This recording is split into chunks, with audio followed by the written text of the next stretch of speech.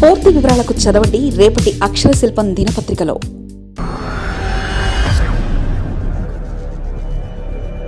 అభివృద్ధికి కేంద్రంగా విశాఖ, నీతి ఆయోగ్ గ్రోత్ హబ్లో చోటు. గతంలో సుస్థిరాభివృద్ధి సూచీలో హైదరాబాద్ను వెనక్కి నెట్టిన వైజాగ్ మెగా అభివృద్ధికి రోడ్డు మ్యాప్. దక్షిణాది రాష్ట్రాల నుంచి ఎంపికైన ఏకైక నగరంగా గుర్తింపు. విశాఖ అభివృద్ధికి ప్రత్యేక ప్రణాళికలు సిద్ధమవుతున్నాయి.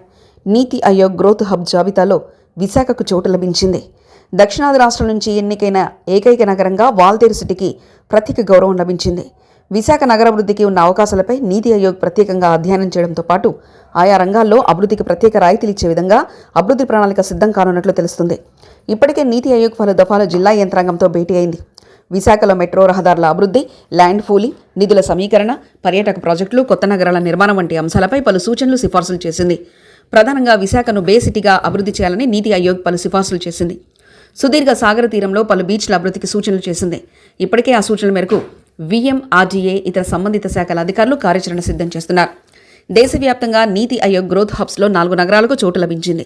అయితే దక్షిణాది రాష్ట్రాల్లో చోటు లభించిన ఏకైక నగరం విశాఖపట్నం కావడం గమనార్హం. ముంబై, సూరత్, వారణాసి ఉండగా దక్షిణాది రాష్ట్రాల నుంచి కేవలం ఒక విశాఖపట్నానికి చోటు లభించడం గమనార్హం. విశాఖ నగరాభివృద్ధికి అపార అవకాశాలుంటాయి. పోర్ట్, ఎయిర్పోర్ట్, రోడ్డు కనెక్టివిటీ ఉండడంతో పాటు తూర్పు నావికా దళానికి కేంద్రంగా ప్రత్యేకతను సంతరించుకుంది. అంతేకాకుండా పలు కేంద్ర ప్రభుత్వ రంగ సంస్థలకు విశాఖ కేంద్రంగా ఉంది. అన్ని వర్గాలకు చెందిన ప్రజలు ఇక్కడ నివాసం ఉంటున్నారు. ఈ నేపథ్యంలో నీతి ఆయోగ్ ముద్రగా ఈ ప్రాంతానికి సంబంధించిన వివిధ రంగాల్లో ఉన్న అవకాశాలు, అభివృద్ధికి అవకాశం ఉన్న విషయాలను అధ్యయనం చేయనుందని సమాచారం. విశాఖ నగరాభివృద్ధిపై ఎన్వీఓటీ అనాలిసిస్ అంటే స్ట్రెంగ్త్, బలం, వీక్నెస్, బలహీనతలు, ఆపర్చునిటీస్, అవకాశాలు, థ్రెట్స్, ఇబ్బందులు, ఈ 4 అంశాల్లో నీతి ఆయోగ్ బృందం అధ్యయనం చేసింది. ఇందుకు అనుగుణంగా ఆర్థిక వృద్ధికి కొన్ని లక్ష్యాలను నిర్దేశించింది. ఈ ఆర్థిక లక్ష్యాలను సాధించేందుకు గాను ఒక పాలసీని నీతి ఆయోగ్ రూపొందించనుందని సమాచారం. విశాఖ నగరంలో ప్రధానంగా ఎగుమతి ఆధారిత పరిశ్రమలతో పాటు ఫార్మా, ఆటో, పెట్రోకెమికల్స్, టెక్స్టైల్ రంగాలకు అవకాశాలున్నాయి. ఈ రంగాలతో పాటు ఐటీ అనుబంధ సంస్థలకు కూడా విశాఖ నుంచి ఎంపిక. ఈ నేపథ్యంలో నీతి ఆయోగ్ బృందం చేసే అంశాలను అమలు చేసేందుకు వీలుగా రాష్ట్ర ప్రభుత్వం ఇప్పటికే రాష్ట్ర స్థాయి, జిల్లా స్థాయి కమిటీలను ఏర్పాటు చేసింది. రాష్ట్ర స్థాయి కమిటీలో జిల్లా కలెక్టర్, జిల్లా స్థాయి కమిటీలో జీవీఎంసీ కమిషనర్లు కీలకంగా వ్యవహరించనున్నారు. వాస్తవానికి నీతి ఆయోగ్ బృందం ఇప్పటికే తన పనిని ప్రారంభించింది. ఇప్పటికే పలు దఫాలుగా విశాఖ నగరానికి విచ్చేశారు. ప్రధానంగా విశాఖ నగర అభివృద్ధికి రూపొందించిన మాస్టర్ ప్లాన్తో పాటు చేపడుతున్న పలు అభివృద్ధి పనులకు సంబంధించిన సమాచారాన్ని సేకరించారు.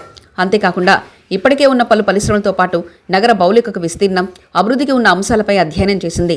గ్రోత్ హబ్స్లో ప్రధానంగా నగరంలో ఏ రంగాల్లో ఏ రంగాల అభివృద్ధి ఉందో అందుకు అనుగుణంగా ఆయా రంగాలకు ప్రత్యేక రాయితీలు ప్రకటించే అవకాశం ఉన్నట్లు విశ్వసనీయ వర్గాలు తెలిపాయి. ఇదే జరిగితే విశాఖ అభివృద్ధికి ప్రత్యేక రోడ్డు మ్యాప్ తయారయ్యే అవకాశం ఉందన్న అభిప్రాయం వ్యక్తమవుతుంది. ప్రత్యేక రాయితీలు కనుక మంజూరు చేసే పక్షంలో విశాఖ నగరంలో అన్ని రంగాల అభివృద్ధికి ఇతోధికంగా దోహదపడుతుందన్న ఆశాభావం వ్యక్తమవుతుంది.